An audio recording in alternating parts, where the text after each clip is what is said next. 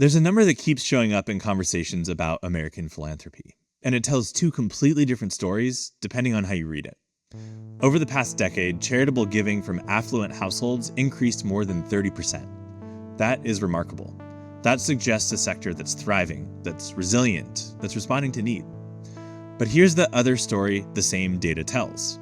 Donor participation dropped from 91% down to 81%. 20 million American households stopped giving to charity entirely. First-time donor retention fell below 20%. Fewer people are writing checks, but the checks that are being written are much, much bigger. So which story matters more? The one about the record-breaking totals, or the one about participation collapsing? To answer that question, I wanted to talk with the researchers who created the data in the first place. Amir Pasic is the dean of Indiana University's Lilly Family School of Philanthropy. It's the world's first and only school devoted entirely to the study of generosity. He also oversees Giving USA, the longest-running report on American charitable giving. Bill Jarvis is the managing director at Bank of America Private Bank. He's spent nearly 2 decades tracking how wealthy Americans give through the Bank of America study of philanthropy. He bridges wealth management and charitable giving in ways that few others can. Together, they've surveyed over 15,000 affluent households since 2006. Their 2025 findings reveal a sector at a crossroads, and that crossroads is exactly what we're exploring today. I'm Eric Ressler, and this is Designing Tomorrow. And now, my conversation with Amir Pasic and Bill Jarvis. Okay, Amir and Bill, thank you so much for joining us here today on Designing Tomorrow. Good to be here. Amir, I'd like to start with you. This study that you guys have collaborated on has a lot of really interesting takeaways from my perspective. But as someone who's been in the philanthropic space, studying it as an academic for a really long time, I'm really curious to hear what were the most striking things that you took away from this report? Well, first of all, thanks for having us here. And this is a very valuable report, the Bank of America study of philanthropy. We've had a partnership with Bank of America since 2006. Surveying high net worth individuals or affluent families and their behaviors, which are so vital for the health of our nonprofit sector. The continuation of this is in itself, I think, a remarkable resource for nonprofits and donors in the field. And so in the most recent study, the 2025 study, we saw a significant increase in giving by high net worth donors. The average gift has gone up significantly, which is reflected in other studies that confirm that as well. We have seen a decrease in participation, however, in terms of the number of affluent donors who are giving, and that reflects a broader trend as well. And there are a variety of other really interesting findings that we would like to pull out. But I think it's really important to pause and focus on the top line, in the sense that the average gift increased from 2015, when it was $25,000 just over, to over $33,000 in 2024. So that is a remarkable increase. The other caution is that there was a decrease in participation of how many high net worth affluent donors have given, from 91% in 2015 to 81% in 2025. So this reflects something of a broader trend, to begin with broad trends, and then we can go into specific findings that we see across our society, where we have the dollars up, but the number of donors down, and we can discuss that further. Bill, what were some of your takeaways? Yeah, thank you again, Amir, and thanks to you for enabling us to be here. This is a very important piece of work. And Amir, I just want to put a tiny bit of context into what you just said, which is something that we asked your team to confirm. The dollars, in fact, are up. What's more important, though, is that in inflation-adjusted terms, the dollars are at least constant. And so what we are seeing here on the part of this group of affluent donors is that they are keeping pace with inflation. In other words, the real value of what they're doing is being maintained. And that's very important, because we've been through this burst of high inflation. I think if we see these big dollar numbers, some people will say, well, what does that mean in terms of real purchasing power? And I just wanted to put that out there. It is true, as you say, that the donor participation, the incidence of donation in this study is down. But Amir, that also is consistent with your large social giving study called Giving USA, which you've done for many, many years. It comes out annually. And that's the study of mass giving in this country, where if you look back to the beginning of this century, God, it's 25 years ago, the population of Americans pursued this very broad model of donating. 2/3 of American households, taken as a whole, were giving to charity. And by 2020, and other surveys show that was now less than half. In terms of the incidence of giving, the participation in giving. And the inflection point was the global financial crisis, which damaged average household balance sheets from which they have not recovered and did not recover. So what this means, to come back to what Amir was saying, is that if you are listening to this podcast, if you're on one of our audience members today, you are fated, you are condemned to rely on this small group, what we would call, Amir, I refer to it as, say, the top 5% of the population in terms of assets and income. But the trigger, the asterisk there is that although they are the ones who are giving more and more at the top of this pyramid, if you see my hands, they don't like to be alone. They don't want to be the people who are just by themselves. And so if you're listening and you're in development, or if you're in a nonprofit that's trying to raise funds, part of the other part that you're condemned to, in addition to seeking monies from this top group, is to create breadth in your donor pool, to the point where even the so-called, I mean, this is it's a commercial term that's become applied to fundraising, the return on investment for that more modest gift may be relatively small, but you have to build that base in order to get those higher net worth donors to be there and make those gifts for you. Bill, I think that's a really important point that I see a lot of the clients that we work with miss. And they look at what to use another kind of like consumerist term, retail quote unquote donors, as something that you either choose to go that way or you choose to go the high net worth route. And I think that is a mistake, because the high net worth donors want to see broad support. Yeah, and and momentum. It's a false dichotomy, and here's why. And our anecdotal information, and Amir, I'm sure some of your research also tells us this. We read in the newspapers, usually several times a year, about charities who receive bequests or who receive extraordinary donations from people that they either didn't know, or they knew only tangentially, or who were small donors, or who were just volunteers and small donors. And as they approach the end of their lives, these people say, this is what I want my legacy to be. This is what I want to be remembered for.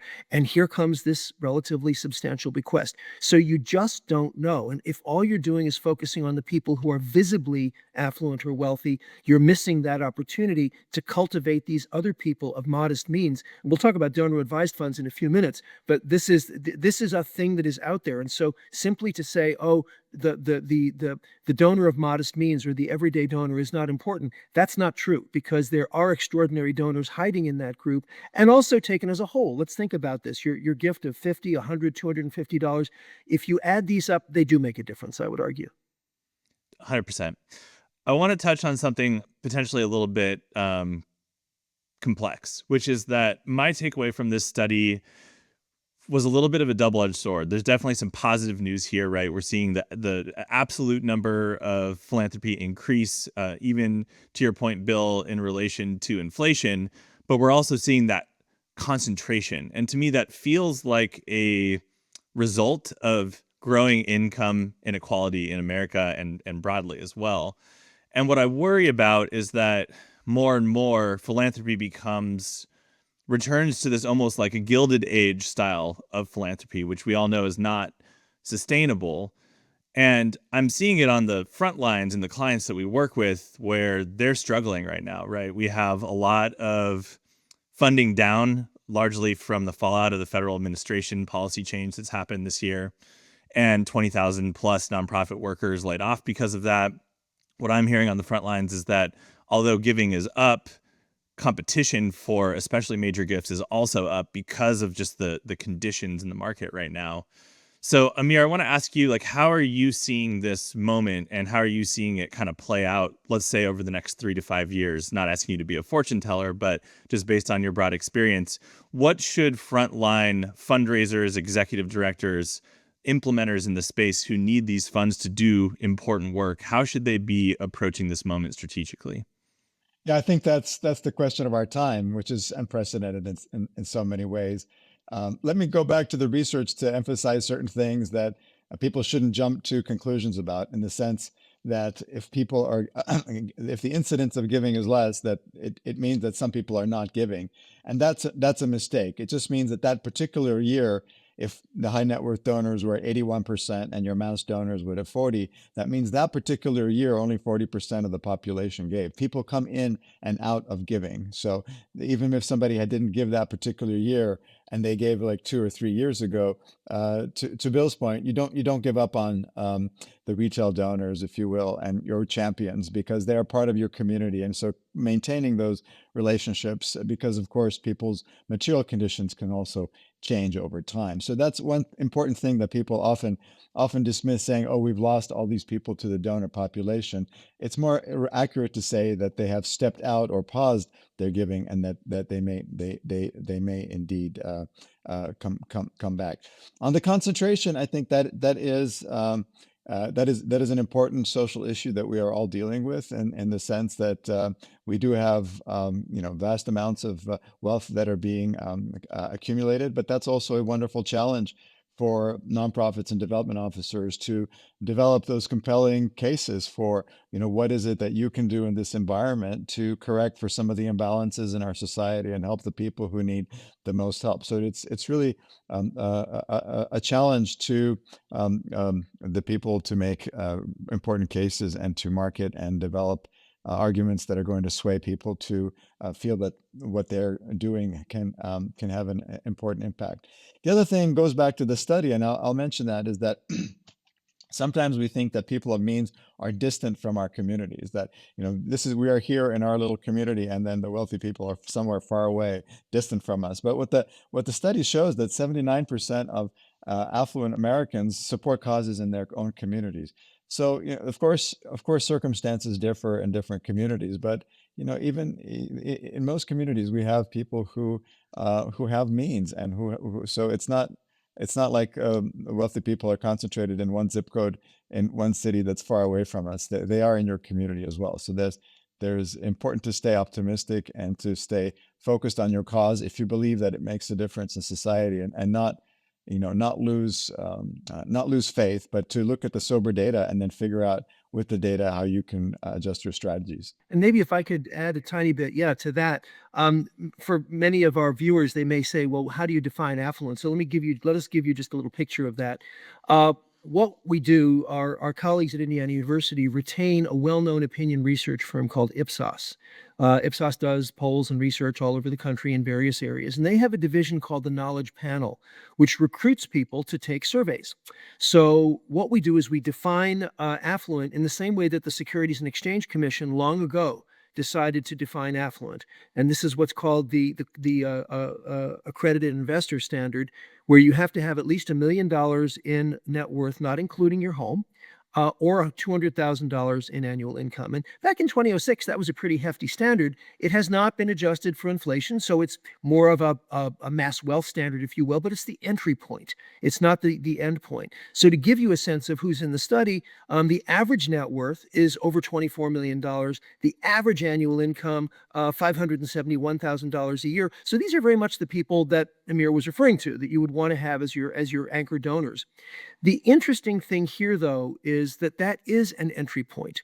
And when you think about an affluent group, you'd say, "Oh, these people are all heirs. They're all people who inherited money." But that's not true. Some of them are heirs, but most of the people in our study, overwhelmingly, are people who have built their wealth in their own lifetimes or are doing that.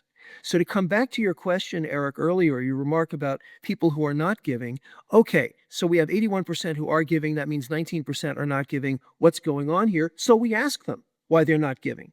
And both in 2022, and you'll remember in 22, the stock market was down 20%, and in 2024, which had, to your point, many uncertainties, the leading reason for people not giving was, "I had to take care of my family," or "I had other concerns." If you can imagine a person who might be Maybe they're in their 30s or early 40s. They're building a business. They're raising a family. They want to be philanthropic. Amir, to your point, maybe a couple of years ago they were. This year or in the current year in 2024, they say, I just can't do this year. Please, let's think about this another year. So I think this episodic nature and also the trajectory we see, there's a loose correlation between the accumulation of net worth. So we have people with over $5 million of net worth. That's a pretty high level. Those people tend to be older because they built their wealth. They're further along in their life journey, and that gives them a different attitude toward philanthropy as well. So I think there's a little bit of nuance in here that can help us to avoid pointing fingers or drawing easy conclusions and helping to see people as they are, which is they're trying to do this, but of course the world is the world as it is, and they have to live in that. Yeah, I think that's a fair point. And I think that's why I opened this up saying this is a complex topic. Like, I think we're in a world right now that wants really simple black and white, almost like populist answers for everything. And there's not always that. With that said, I do want to transition into a topic you brought up earlier, Bill, which is the concept of DAFs, or donor advised funds. And this is a vehicle of giving that seems to be growing in popularity, and I think that's there's obviously some positives to that. There's also some critics for that vehicle, saying that it is essentially a way of kind of storing wealth, and that there's no payout requirements, and that there's this kind of accumulation happening in a time where there's a lot of need for everyday Americans and for these community-based organizations.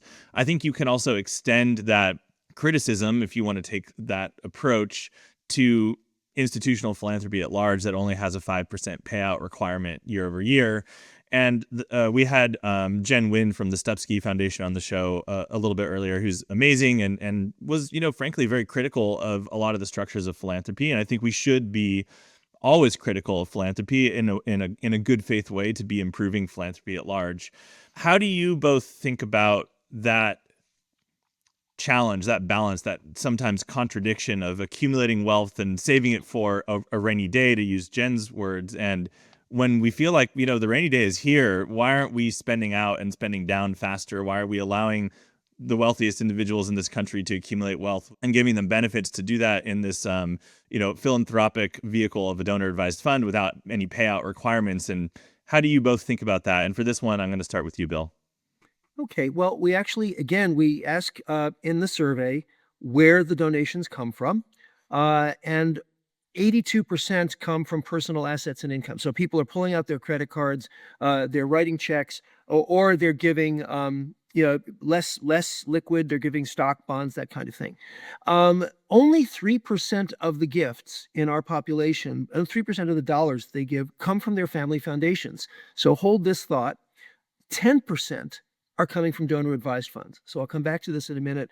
Then relatively small amounts are coming from charitable trusts or other charitable giving vehicles. So let's talk about donor advised funds. So what we have here, a donor advised fund, for those who are listening, is a giving vehicle which is sponsored by a financial entity. And I won't name any of them, but we do it ourselves at Bank of America. Thank you very much.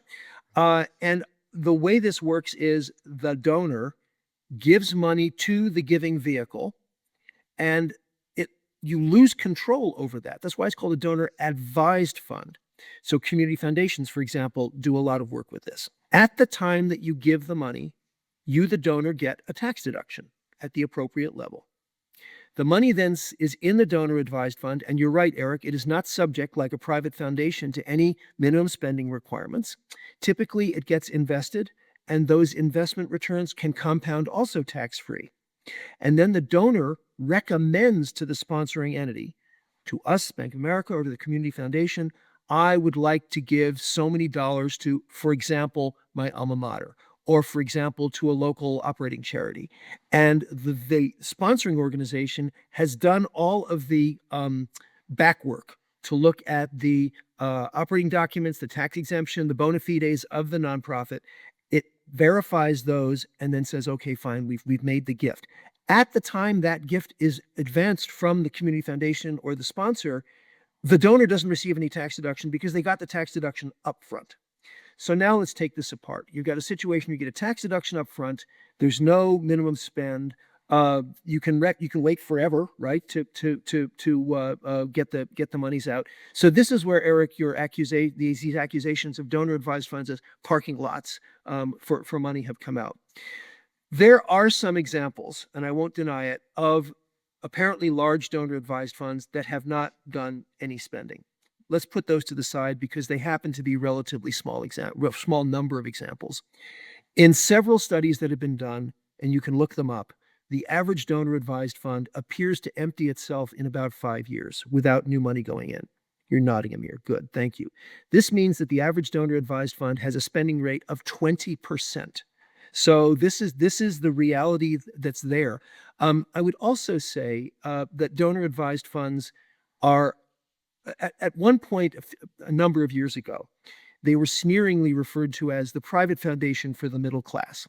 Okay, so let's take a look at this. It also happens that in our private wealth advisory practice, we work with many wealthy families who may have private family foundations. That private family foundation is the public face, if you will, of their charity. But each member of that family may have their own donor advised fund in order to fund things that they are passionate about that the family may not make an agreement to be associated with. So this is an important factor about the donor advised fund world. And I'm just going to leave you with one other example that I've used in front of fundraising groups. Imagine a situation where you have a couple and they are in their late 20s and they are academics at a local university. And they join the university together, they serve on the faculty, they are paid faculty salaries, and they decide to set up a donor advised fund. And they contribute what we would think of as relatively modest amounts to that donor advised fund from the time they join until the time they retire in their early 60s. At average rates of tax-exempt compounding, by the time they retire, they could practically fund a professorship at that university.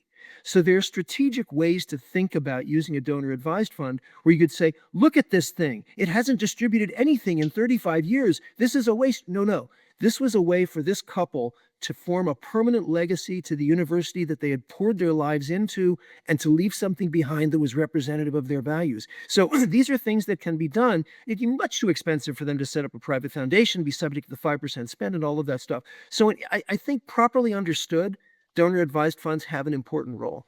Amir, do you want to weigh in on that? I mean, that was a great summary from Bill. I will just maybe comment for your listeners who are perhaps wanting a lot more money to be going out to the sector right now, given the federal funding cuts. And so that's a really interesting question is, what is the role of donor advised funds? As Bill said, the research shows that, funds flow out at about a 20% rate, which is much larger than the 5% rate that comes out of foundations. So it's kind of an interesting question is, if the money had gone into a foundation, less would be going out. But if all the money had gone directly to nonprofits, more would be going out. So the question is, are donor advised funds, just because they're so convenient and so easy for donors to use, are they unleashing actually more money into the sector than otherwise would be there? And we don't have the data on that, but that is certainly kind of an interesting question, because you can't simply assume, as Bill emphasized, that they're simply parking lots for money that's not going out into the sector, because you kind of have to look at, the fancy word that researchers use, the counterfactual, that what would have happened otherwise, right? If all that money had got into a foundation, even less of it would be flowing. Yeah, and if I could just, Eric, just put another aspect on this. There are, in the age that we live in, some exceptional donors who have elected to empty their foundations. And we think about those who have signed the Giving Pledge. We think about very public figures like Mackenzie Scott. I think her quotation is she wants to, quote, empty the safe, unquote, by the time she's finished. So this is a different model of philanthropy. It exists there. It's very attractive for many people. And we'll see where that comes out. I think you do have certainly these legacy situations in which you have these structures that have been established and they are there. On the other hand, I'll just say there is nothing to prevent an individual or family that has a private foundation from turning it into and giving the assets to a donor advised fund. And we are seeing that in some cases where the family simply says, this is all too much. We can't really agree on what we want to give to anyway. If we have 5 members of the family, let's just chop the assets up 5 by 5 by 5 and go to the IRS and say, we're going to put this into a donor advised fund. And that then liberates us to give more, if in fact we want to do that, and to give it to the causes that each individual wants to give to. Yeah, and that's the argument that I've heard from the pro-DAF coalition, so to speak, which is that on average, if you are able to sometimes even educate smaller donors about the potential of that vehicle, they end up donating significantly more than they would have if they're just writing a check or pulling out a credit card. So, yeah, I mean, I'm here as a neutral party to learn about all of this. I'm not an expert on this, and I'm here kind of listening from different perspectives and kind of what I'm hearing from clients out on the field, so to speak, what I'm hearing from some of the pro-DAF organizations that, set up DAF technology and are enabling that through online giving, which is an interesting vehicle as well. So yeah, lots of stuff to dig into there. I want to If I could pivot a little bit. just say one more Yeah, thing. I don't Bill. want to keep you too long here, No, but that's fine. I am not going to give tax advice, and I am not a tax expert. However, the bill that was signed by the president in July creates significant differences in the incentives to give from a tax point of view that many believe will lead to, uh, if not an impairment in giving, significant considerations and potential obstacles to giving. The current environment, we are now here on October 31st, that this environment that will prevail through December 31st is one that is much more conducive to giving. So if you as audience members are thinking, or if you're talking to donors who are thinking about this, now is the time to fund those vehicles, for example, donor advised funds, in a more tax efficient way than will be possible in 2026. And I just want to put that down. You didn't get that advice from me. Go talk to your tax expert, but this is the time to be thinking about it. You have 60 good days to do it. Don't let that time slip. Yeah, I'm actually glad you brought that up because that was one of the things that's been kind of buried in this, ever evolving news cycle, even within the philanthropic space. How do you see that potential change affecting the overall landscape in a broader way, Bill? It's hard to make specific comments about this. So there are a couple of characteristics. And again, I'm not a tax expert, but the broad outline, for example, is that the standard deduction has been significantly increased, so that if you are a taxpayer who is in a state that is not a high property tax state, a high income tax state, your standard deduction will sit there and it will absorb your charitable donations before you get to the threshold of being able to itemize your deductions and therefore deduct them. There is also, for those itemizers, a 0.5% floor that has been placed. So you have to spend you have to donate to nonprofits 0.5% of your adjusted gross income before you will get a tax benefit.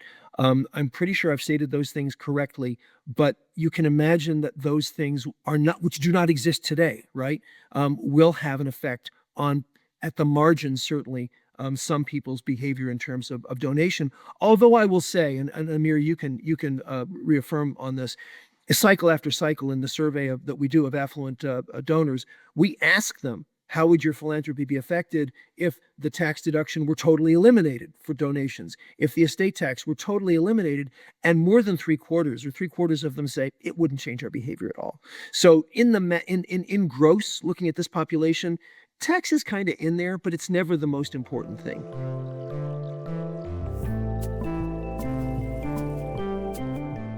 Hey friends, real quick before we continue today's episode. I'm Eric Ressler, founder and creative director at Cosmic. Cosmic is a creative agency purpose-built for nonprofits and mission-driven organizations. For the last 15 years, we've helped leaders like you nail your impact story and sharpen your strategy. But we're not here to just leave you with a fancy slide deck and a pat on the back. We roll up our sleeves and help you bring our ideas to life through campaigns, creative, and digital experiences. Our work together helps you earn trust, connect deeply with your supporters, and grow your fundraising and your impact.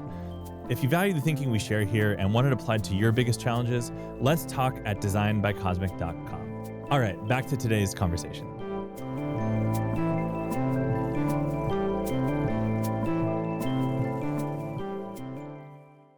I think this is a good opportunity to kind of pivot. We've been talking a lot about the finances and the incentives, and obviously that's an element, but we haven't really touched on the concept of generosity as a major driver in this. And Bill, you actually have a kind of like signature insight, so to speak, it seems, from doing this work, that specifically volunteering is a really important gateway to philanthropy. And I believe that it's either folks who volunteer are 2.5 times more likely to give, or they give 2.5 They times more give on average? 2.5 times Yeah. as much that Yes. on average. May I just talk about this a bit? Yeah, I'd love for you to. Sure. So before the pandemic, we had high 40% of people in our survey volunteering. That was great. Then along comes the pandemic. It collapses to 30%. We would have thought it would have gone to zero, but in fact, people found a way to volunteer virtually. In this immediate survey, it's 43% volunteering, an average of two organizations, some volunteering for more. We do see this as a gateway to philanthropy. And let me give you a little bit of a nuance there. If a person is with a nonprofit and you ask them, well, why people should give to you, um, most of the time they will say, oh, we have this need. They should give because of the need. Well, the need is an important part of giving. It's kind of in the middle of the hierarchy of reasons why people tell us they give. But the real top reasons why people give are personal values or beliefs, political, religious, philosophical beliefs, first of all, interest in the issue area, and direct experience and the reputation of the nonprofit. So that need is in there, but it's well below those other factors. But when we come to volunteering, what's the main reason why people tell us they volunteer? Oh, here it is, to respond to a need and to believe that they make a difference, and then alignment with their values. So here's the little courtship dance. A person comes into a nonprofit to volunteer responding to a need. They look around and they say, wow, this is a really interesting place. What they do is aligned with my values. I'm interested in it. If I gave, it would make a difference. And that's what enables them to take out their credit card or take out their checkbook or make a gift. And when they do give, as you said, those who volunteer are giving on average in our study 2.5 times as much as those who do not volunteer because they have the confidence. They understand the purpose of the organization and its alignment with their values. So this is why we talk about volunteering as the gateway to giving, the gateway to philanthropy. Now, not every kind of nonprofit will be set up in a way to welcome volunteers, but I would argue that every nonprofit should consider about how they could create a meaningful volunteer program for potential and to groom and recruit potential donors. Yeah, and I think volunteering is really a form of a more general theme of participation, right? How do you get people to participate and not just be on the sidelines watching? And even folks that we work with, some organizations that are very upstream, where they're not doing direct relief work, where volunteering isn't an intuitive part of their business model. We work with other orgs that is like a huge part of their business model. And I think sometimes the upstream orgs they're like, there's so many people who want to volunteer, but I don't know how to build a volunteer program. And I've coached some clients on how, if you take the word volunteer away and think about participation, what might that look like instead? Because that is a form of volunteering. Amir, I want to give you a chance to just kind of weigh in on either volunteering or just the concept of generosity in this work and how you think about it broadly. Well, yeah, I mean, I think volunteering is a big part of the American experience, and it's as Bill says, it is a gateway to giving. There's really very strong correlations to show that people who volunteer are likely to give, but it's also an end in itself. It's a good thing, as many organizations fulfill their mission through people who participate or who volunteer, and it is useful for the organization, but it also is very useful for the volunteer.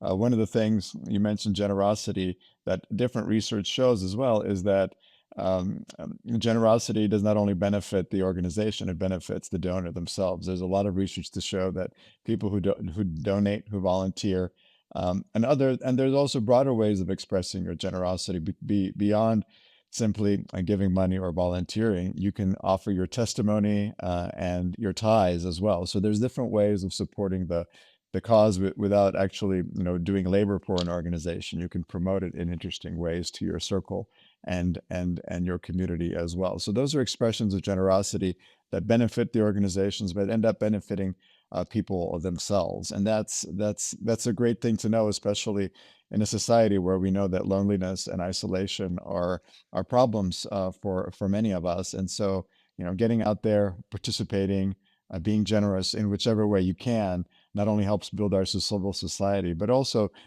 makes you a happier and healthier person. This so-called, to use a fancy word, this hedonic effect is very important. Just to reinforce what Amir just said, again, in the study, we ask about satisfaction. How satisfied are you with giving? How satisfied are you with the volunteer work you're doing? Vast majorities down to only 13% of people say they're not very or not at all satisfied with their giving. Less than 10%, 8% say they're not satisfied or at all, or not very satisfied with their volunteering. So this stuff makes people happy, which is another social benefit. Thank you, Amir, for pointing that out. Yeah, I want to go a little bit deeper on that in a couple of different ways. So, one, I have a question, and Amir, maybe you have an answer to this question. Is there any data around the volunteer participation levels of high net worth individuals compared to the average population? And I ask this as out of curiosity, might this be a strategy to secure bigger major gifts from potential donors? I'm sure there are orgs out there that this is part of their strategy. You have even just the invitation of, hey, come do an on-site with us and check out what we're doing here, right? That's a form of participation, not necessarily volunteering, but getting people involved, high net worth individuals involved more deeply before asking for a major gift. But I'm curious if there's any data to back up that strategy that some of our listeners might be able to dig into and think about strategically to, in a good faith way, invite people into their missions in a deeper way than they're able to right now. I know the Bank of America study says that 43% of affluent Americans volunteer. I don't know off the top of my head about the mass data. I know the Do Good Institute at the University of Maryland has been tracking volunteer rates, as does the Corporation for National Community Service that oversees the AmeriCorps program and other volunteer programs as well. But my best guess, and Bill may know better, it's similar. I think that's my general understanding, that it's around that area. We do know that based on the panel study of panel study of philanthropy, that we know fewer American households are giving. That's kind of paralleled in volunteering, and that fewer American households are volunteering with nonprofit organizations. But and that there's that pattern that Bill mentioned since COVID. But one of the caveats for that decreased participation is that it doesn't capture a lot of things that are happening online on platforms that are not easily transparent to research. So all the things that people are doing to organize, to support each other peer-to-peer online, they're not all equivalent to the value of being present with a 501c3, an official nonprofit. But there are things happening online on proprietary platforms that are volunteer-like, and that's one of the things we're not too sure about in terms of systematically capture that. But we know that there's a lot of connection happening there. So that's kind of my sense of the volunteering aspect right now. I think that's a good transition into our next topic here, which is talking about kind of like generational shifts happening as it relates to giving.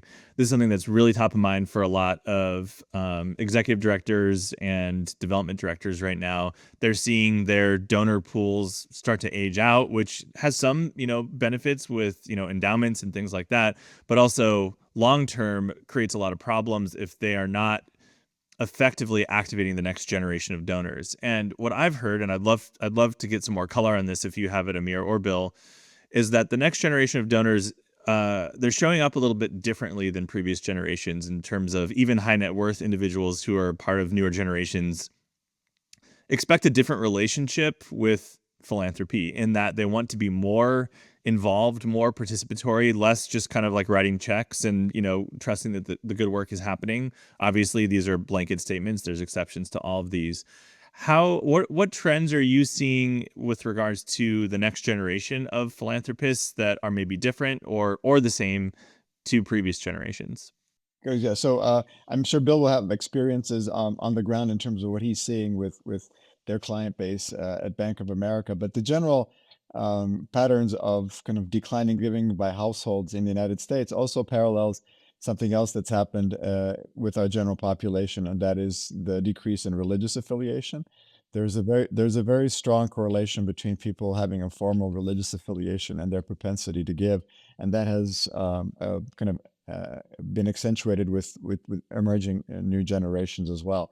So when our economists look at some of the reasons for the decline in household giving, they estimate about half of that has to do with material conditions, just the fact that and people are having a harder time forming households, buying houses, dealing with student debt. They're just after the 2008 crisis, that the material factors are not there. But then there's also this cultural, religious affiliation factor that accounts for about half of the others. So the other attitudes that we notice in emerging younger generation is skepticism of established institutions and organizations, and wanting to be more directly involved and wanting to actually see clear evidence of impact and what differences are taking place. The other thing is we see a little bit more ambivalence about sector. So not everything needs to happen through nonprofits. There's a big interest in things like impact investing or using social enterprises, using the private sector as a way to change things in society and dynamic in different kinds of ways as well. So those are some of the things that we are seeing in kind of emerging generations and their attitudes. Bill, would you like to weigh in? Oh, there's so many things we've just unpacked. We could go on for a while here. Just to reinforce what Amir said, we do ask in the study, what are the most important causes for you? And if we divide between millennials and younger, millennials being people in their early 40s now, and younger, including Gen Z, and then their elders, that religious interest is quite stark. 28% of the older generation say that religious causes are important to them versus only 15% of the younger generation. Very similar also in terms of another area, arts and culture. Where you have a situation where starting in the 80s and 90s in many of the public schools in this country, there was this increased emphasis on math and reading scores. And so what happened was the budget for art and music education got cut and did not get placed back. And so you have now a couple of generations that have come of age without any exposure to arts, culture, that kind of thing. And so it's not unnatural for them to say, well, it's too formal, it's too structured, it's forbidding, I have to pay to do it, I'm not going to do that. And so when I counsel arts and culture organizations, this is another aspect, both traditional religious and arts and culture organizations.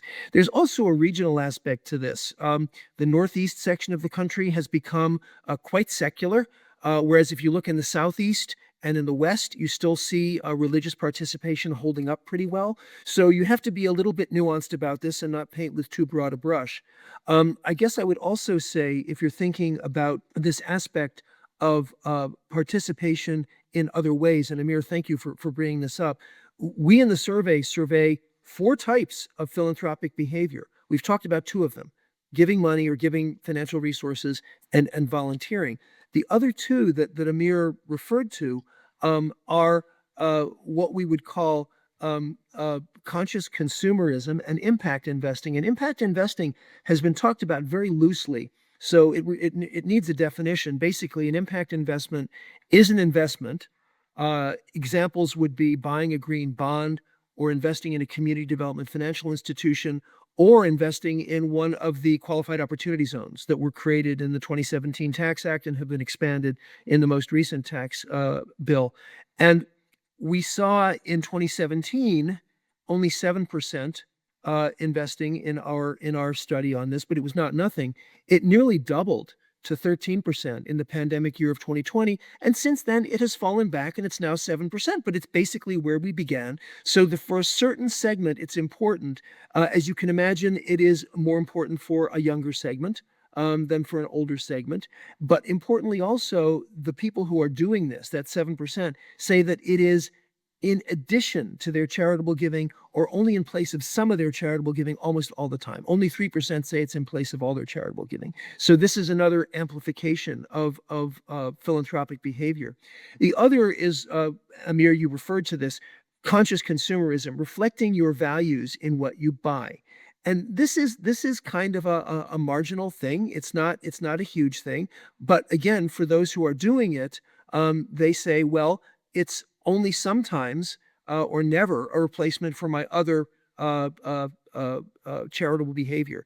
So this is something that nonprofits need to be aware of. And it's out there again, particularly when we think about this part of our affluent population. That's, I think, really important to touch on. And as we start to wrap up here, I want to leave each of you with a kind of like double-ended question at the end. One is like one major piece of advice or guiding philosophy for executive directors, development directors, folks who are out there who need resources and support for the good work that they're doing. How should they be thinking about where we are and where we're going? And secondly, what are you most inspired, motivated, and activated about right now in this current landscape, despite some of the setbacks that the sector has seen? And Amir, I'll start with you.